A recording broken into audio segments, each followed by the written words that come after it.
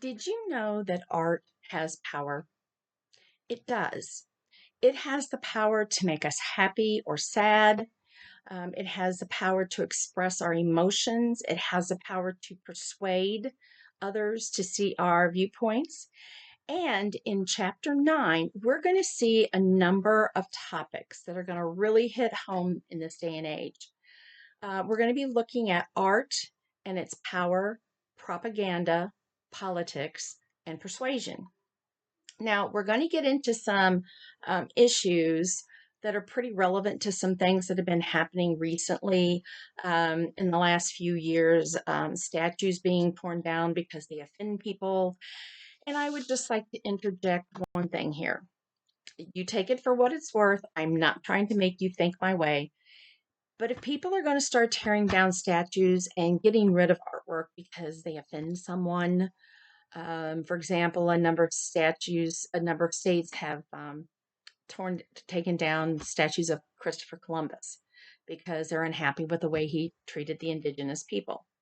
Well, if we're going to do that, then we better look long and hard at all of our other heroes because one of our presidents was instrumental in promoting the attitudes in this country that led to the Trail of Tears and thousands of indigenous people being stripped of their land and moved to places they didn't want to be, all because European descendants wanted that land.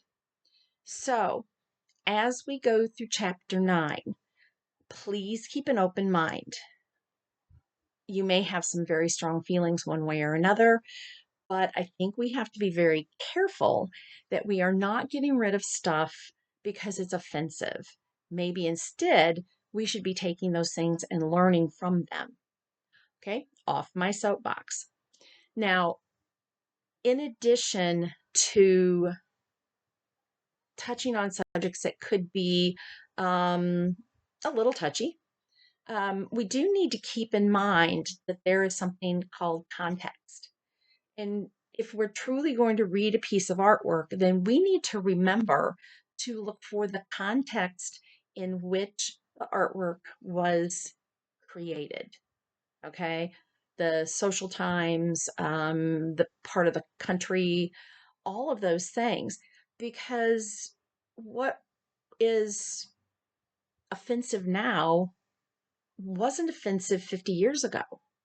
And those are some things that we have to use and keep an open mind about. Okay? So, we're going to go through chapter 9 here and we're going to talk about art and its power, um, propaganda, politics, and persuasion.